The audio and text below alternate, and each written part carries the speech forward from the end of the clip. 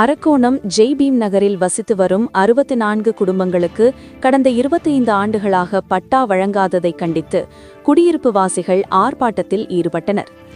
அரக்கோணம் நகராட்சி 2வது வார்டில் அமைந்துள்ள ஜெய்பீம் நகரில் கடந்த 50 ஆண்டுகளுக்கும் மேலாக 64 குடும்பங்களைச் சேர்ந்த 350க்கும் மேற்பட்ட பட்டியலின மக்கள் வசித்து வருகின்றனர்.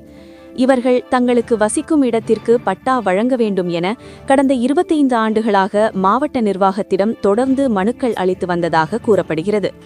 ஆனால் இதுவரை பட்டா வழங்கப்படாமல் வருவாய்த்துறையினர் காலதாமதம் செய்து வருவதாக குற்றம் சாட்டப்படுகிறது.